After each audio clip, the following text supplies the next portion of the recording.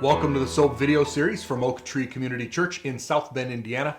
We're working our way through the book of Genesis, first book of the Bible, and we are 80% of the way done. We are. We have basically 10, 11 chapters left to go. Yeah, a couple weeks. A couple of sessions, a couple of weeks left, about 3, and then there's still a lot of stuff to do in here. We have some important time markers. We have some important people, some events that are just... So it is kind of cool though, because when we started, we talked about how we were going to be following people the way through. Abraham, and then Isaac, and Jacob, and then Joseph. We're getting there. We're getting there, right? So last week we found that Jacob finally returned back home. He spent 20 years away finding his wives, multiple. On the way back, his favorite wife, Rachel, gave birth to Benjamin and then passed away. Isaac dies and is buried by Esau and Jacob. And then we spent a chapter on Esau and kind of his family and the nation of nations. So Jacob turns out, not in this paragraph, he hasn't passed away, so that's good. Yeah. So Jacob hasn't passed away, but we stopped following him. Yeah. And now we're going to be following Joseph. Yeah. And so it was the start of Joseph's story. He was sold into slavery by his brothers, and he ended up in Egypt working for a guy by the name of Potiphar, and he made it to the top of Potiphar's family, kind of second in command there, and he was in charge of everything except what Potiphar ate. And I do think that was a little telling about what happens next, because so she ends up, we ended with Potiphar's wife trying to seduce Joseph, who rejects her. And she ends up grabbing his tunic, and he runs away, and she screams, rapes me. And Potiphar finds out, and Potiphar has Joseph thrown into jail. And that's where we ended last week. So this week we learned a couple of new things in this chapter. Not new, but the expectation of before is... Joseph still has the ability to interpret dreams, which is awesome. Yeah, I don't know how much he interpreted before, right? Because he had those dreams, and Jacob said, "Oh, does this mean this?" And his brothers, "Did this mean this?" Yeah, so it almost seemed like he didn't. It's almost he just like threw it out there what the dream was, but didn't really give the interpretation. Yeah, I think he knew what it meant. I think he knew what he wanted it to mean. But this, I think what we're really going to see is the first time that he makes an interpretation for someone else. This seems to be it seems to be. I think your point is that it seems to be both old and new. Right? Yeah, but he also gives credit to God too, which is awesome. Before, right? So there seems to be some growth going on here. Yeah. Yep. And later, especially with this first one, this whole series of events allows him to start his service with Pharaoh too. Yeah. So he's in prison, and while he's in prison, the cupbearer to the king or the pharaoh of Egypt and the royal baker end up in jail for offending the king of Egypt. Yeah. Which the guess of this is, we don't know all the details, but it seems that somebody tried to poison Pharaoh, and these two guys are taking the blame, and Pharaoh's not sure which one, so we're going to ice them both until we figure it out. Well, I mean, the guy who deals with his drinks and the guy who deals with his food. I mean, that's pretty... Yeah. It's going to narrow it down. Right. As we talked last week, the jailer probably already knows of Joseph. Yeah. So it made sense Joseph was assigned to these guys' attendant. Yeah. Joseph had been in prison for a while too. Yeah. And now both of these guys had a different dream on the same night, and we'll tell the dream, but the important part was, Joseph relies on God for the telling of it. Yeah.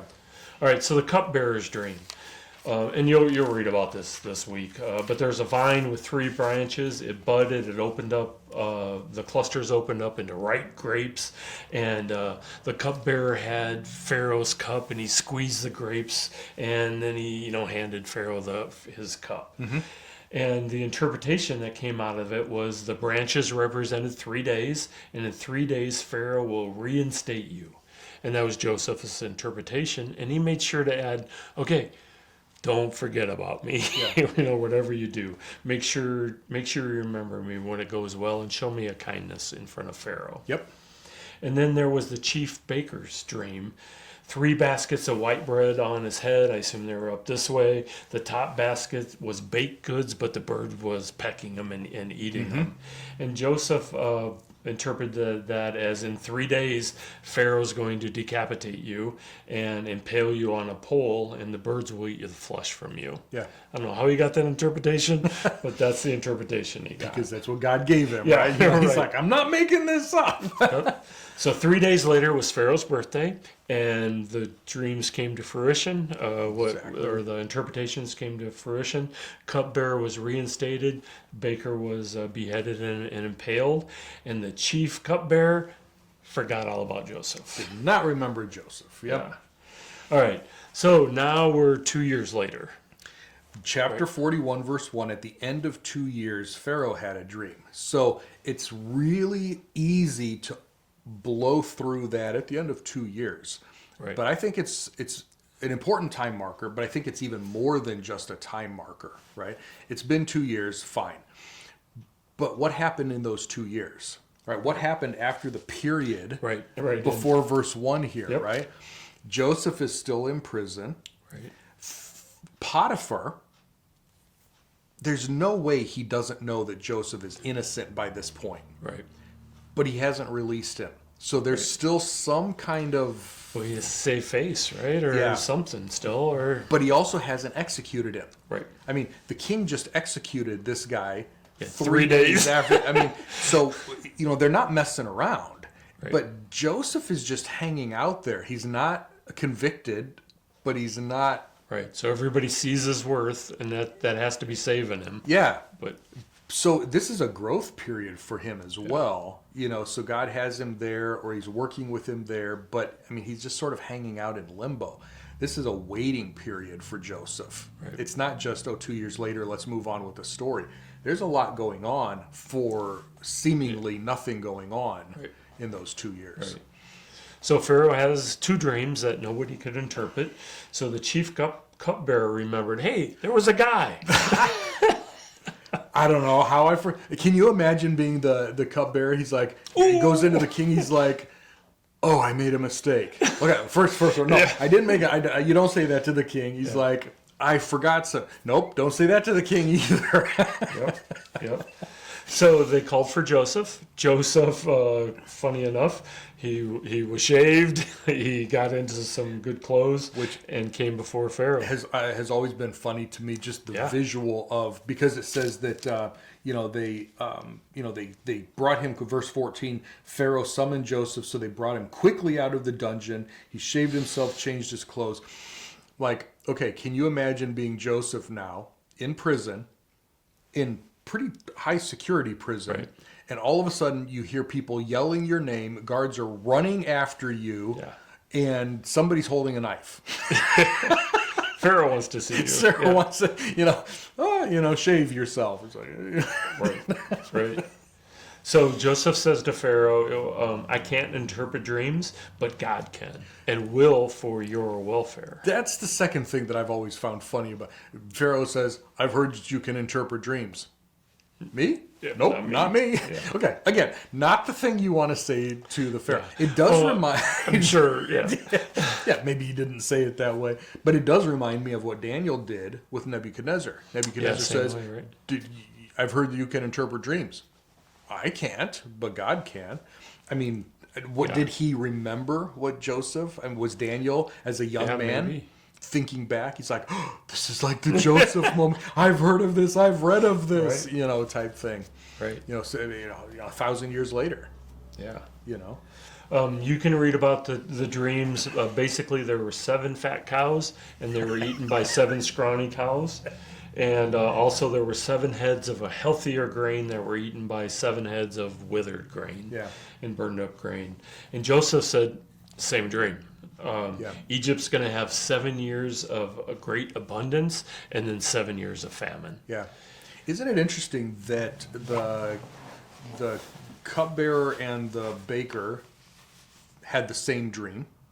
Essentially, right? Yeah. So you have two of the same dream, and now Pharaoh has two of the same, not the same dream, of course, but Right. saying the same thing. So twice, Joseph has said, "This is really going to happen because God gave you two of the same dream."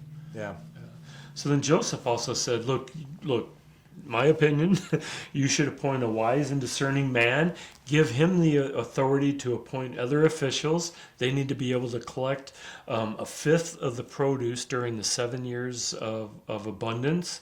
Then they need to be stored in the city. They need to be preserved. He didn't say they needed to be guarded too, but that'd be part of the preservation. Right. And then this food would be used in the 7 years of famine. Yeah. So one of my Hebrew professors pointed this out. We were going through this account in Hebrew, and he said, "Okay, look at verse 33 down here. Most of our translations are going to say something like, so, Pharaoh should look for a person or seek out a person or, whatever." He said, if you actually look at the text, what Joseph said is, Pharaoh, you are looking at a person. You are seeing a person. Joseph is basically building his own job description. And he was. It wasn't just a command, look for, or obviously he's not commanding him, or you should look for, but he's like, you're looking at a guy. And Pharaoh looks around and says, sort of like Nebuchadnezzar, anybody have any problems with this? I didn't think so. And he appoints him. But that also means he had to display those characteristics while in jail. Yes. I mean, he was put in charge of people, so ideally in those 2 years that was happening more and more. Yep. And word would get around. Well, the warden, if Potiphar is captain of the secret police or captain of the guard, and the warden is in the high security prison, Pharaoh, it almost seems like has heard his name before, right? Yeah. And what about this guy? Oh, hold on, I'll go ask Joseph. Well, and he's going to be elevated to second in command and all, which now is the third time. He was second in command under Potiphar. Now he was second in command under warden, and now he's second in command. It's not just over a house or a prison. Now it's over the entire nation. So. Yeah, I mean, you're right. He's been building his resume and expanding each time. And every time. Yeah, every time. So Joseph's put in charge of Pharaoh's household. Only the king, the Pharaoh, is greater than him. Yeah. He got the signet ring, which is very impressive. Fine clothes, a gold chain around his neck. People would kneel down as he came by with his chariot, which I'm sure he wasn't driving. And he also got an Egyptian name and a wife. Yeah. I like to use, if you think of, you put this in an ancient kind, so like, the Aladdin movie or something like that, right? So you liken him to Jafar, except he's a good guy, right? Yeah. He's the Grand Vizier. He's only the Sultan or the Pharaoh or whoever's the charge. He literally has control over the entire nation. Right. And that's who he is. Yeah, good point. And he's 30. He's 30 years old, which is an important time marker. So he was 17 years old when he was got thrown in. sold as a slave into Egypt, right? So it's been 13 years. We know the last 2 years were after the baker and the cupbearer were so he's there. in jail. So he was 28 years. So we don't know how long he was with Potiphar and how long he was in jail, except for that was 11 years he's been in Egypt, plus 2 more years in prison to get him to the point of 30. And that will set up we need to know that number for another time marker coming up in chapter 42. Okay. During the 7 years of excess, his job was having his people collect all the excess food. Mm-hmm. And it's interesting to note, right? This collection didn't even hurt people. This was in abundance. Oh, this was super even abundant. though they took a fifth, everybody had enough food around there, and then they stored it. So much food that they just stopped measuring it too. Yep. Joseph had 2 sons during this time, Manasseh and Ephraim, and then during the 7 years of famine, there was food in Egypt. And Joseph was in charge of distribution, and we'll hear more about this in the next chapter. Yep. But Egypt sold grain to everybody and became rich. In the region. Yeah, in the region. Right? Yeah, right. Which it's going to include Canaan. Right. So now in chapter 42, if we back up to when he's made the Grand Poobah there, we have to be fast forwarding at least 7 years, Right. Because we're through the 7 feast years, and now we're into the famine, so it's probably 8.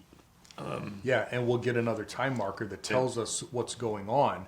So yeah, that's an important thing.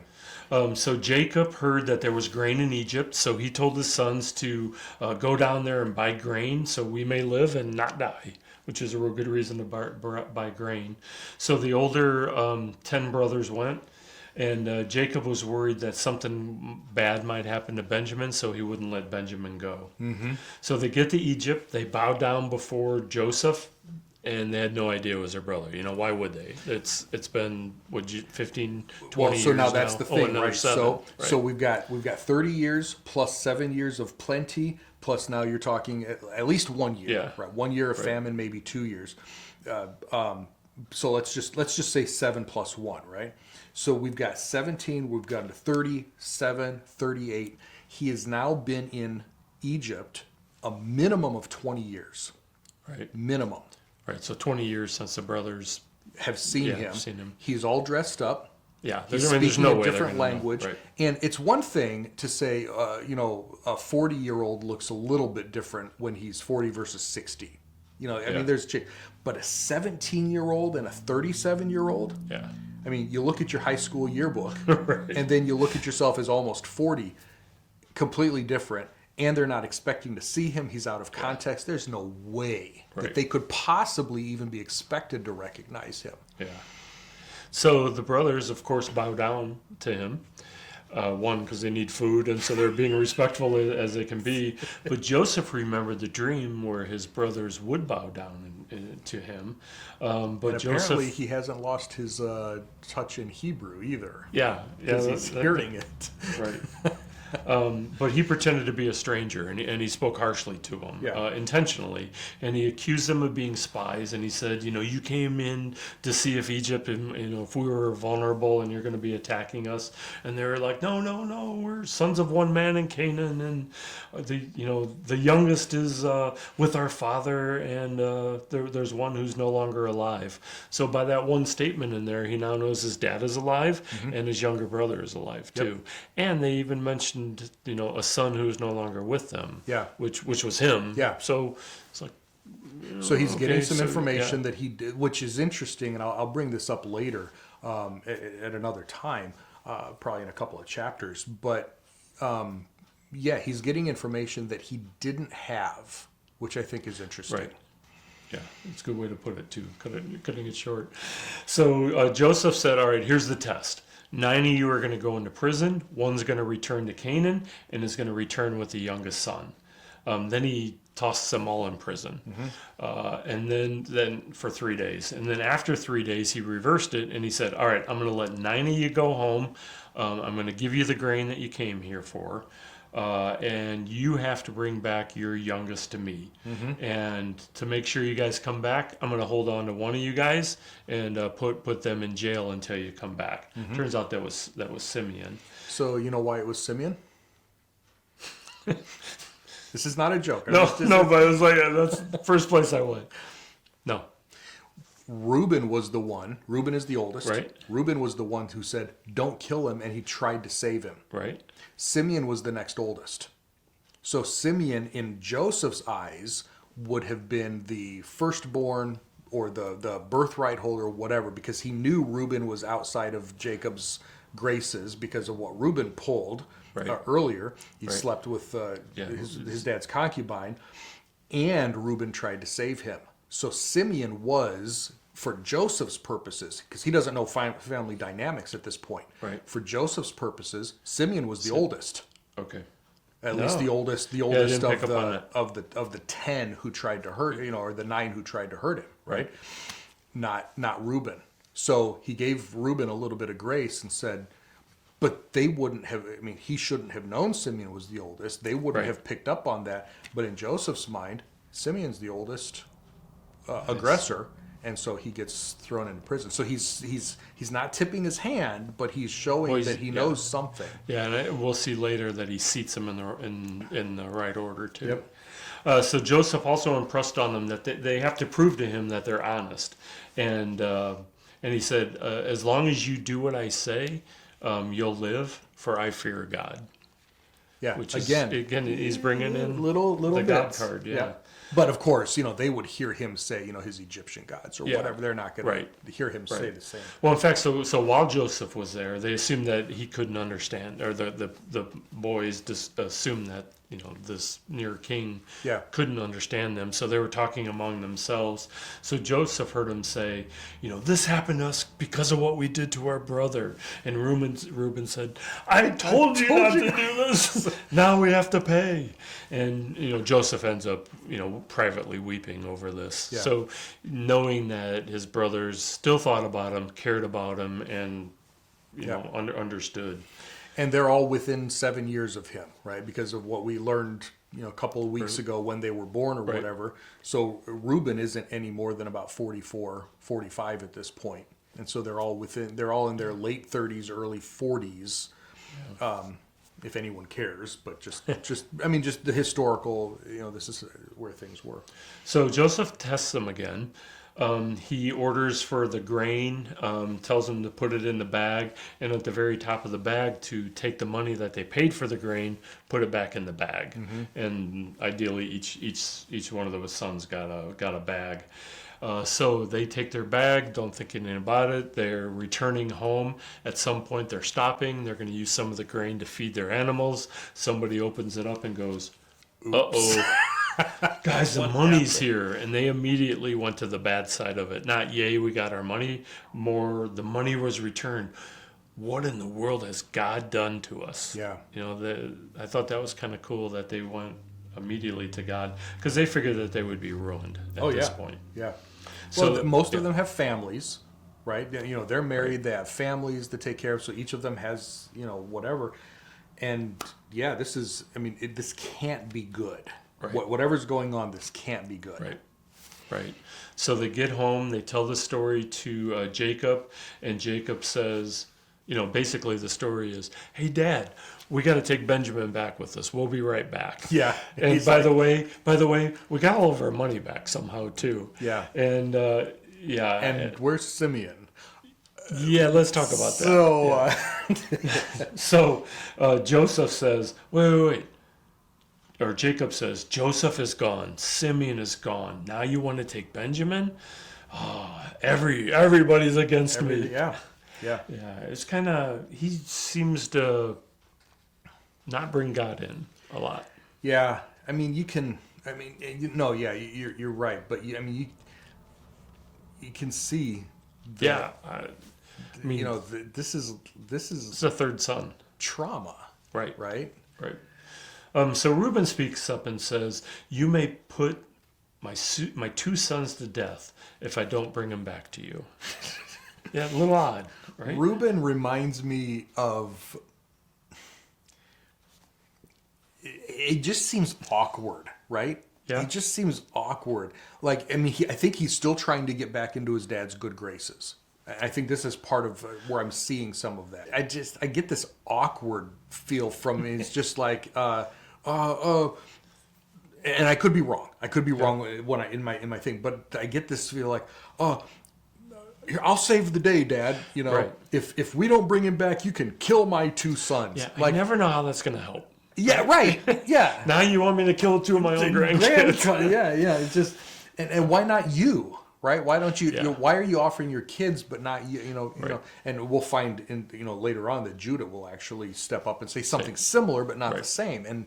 And Jacob seems to take it from Judah, but not Reuben. I think there's still an out between Jacob and Reuben here. I could be wrong, but yeah. So we end the chapter and our readings for this week with Jacob not letting Benjamin go. Yeah, no, it's not going to happen. Yeah. And that's how we end this week. I know. A lot of action, a lot of things going on. Yeah. We see God kind of weaving through here, and certainly, making his plays at appropriate parts. Yeah. Getting, getting people in charge and in position where they need to be. I wonder how much of it is Joseph also playing the game too, right? You know, Joseph had this dream. He remembered the dream, Yep. and he's going to make sure it happens. Yeah, he's shooting a shot. Yeah, right, right. Well, a lot of stuff, obviously, you know, that we covered in this one, and there's a lot of stuff yet to go. But we left some details out as well. So read over it, read it carefully as you go through, see if you are seeing some of the same things. Maybe you disagree. Maybe you say, I'm not seeing that at all. Let us know, because we like to hear your comments as well as any questions that you have. And so send those in on our website, the connection card, right in the comments below if you're watching this somewhere where you can comment. And we'd love to hear those. And we will pick up right here, right in the middle of the action when we come back next time. Bye, everyone.